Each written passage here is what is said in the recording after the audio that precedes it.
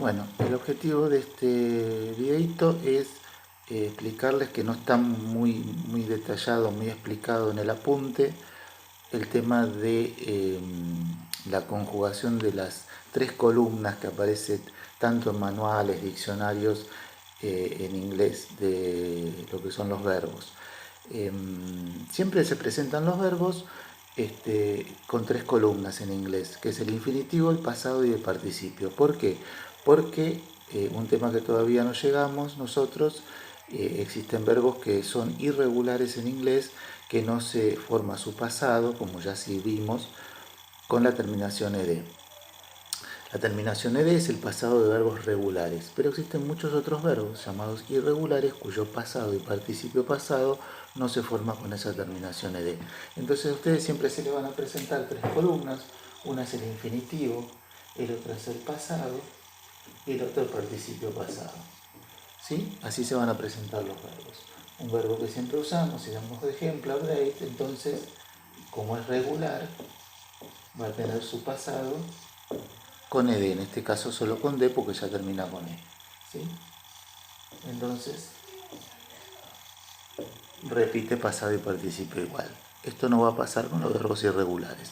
Pero verbos regulares tienen esa facilidad de que una vez que yo sé que es regular, ya sé que siempre es terminación ed o terminación de, o sea, agregado solo de ed si el verbo ya termina con e.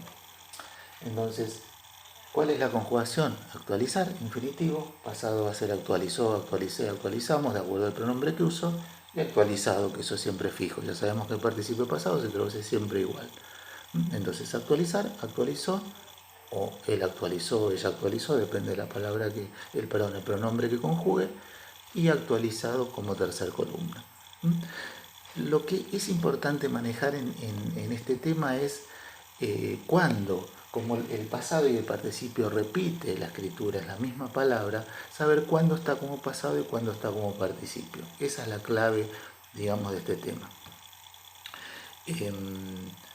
Esto está en lo que vimos hasta ahora explicado claramente. En las 5 consideraciones ustedes tienen en la cuarta consideración que los verbos se ubican después de la persona, objeto o pronombre que reemplace alguna de ellas. Entonces el verbo va a estar después de algo que lo conjugue. Así, ahí va a estar trabajando como verbo, como estaba en presente, va a estar también en pasado, después de algo que lo conjugue. En cambio, en la tercera columna, participio pasado, ya vimos que puede presentarse en tres opciones. Lo vimos en inglés 1 como parte de la voz pasiva, como verbo, como adjetivo, calificando un sustantivo, en ese caso se invierte de posición, y finalmente en inglés 2 se ve que también puede ser parte de ese participio pasado del modo perfecto, que recuerden que el modo perfecto puede estar en presente o pasado. En presente tiene dos opciones de auxiliar en cuanto a la conjugación. En pasado, como ya pasado, una vez que define un pasado, es un solo pasado para todos, hay un solo auxiliar para pasado en el modo perfecto, que es had, ¿no? HAD, had.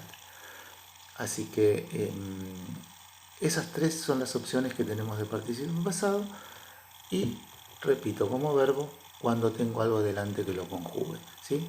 Entonces, teniendo en claro esas presentaciones que puedo tener tanto del pasado como del participio pasado, tengo que traducir en consecuencia, ya sea pasado o participio, según como lo encuentro en la oración.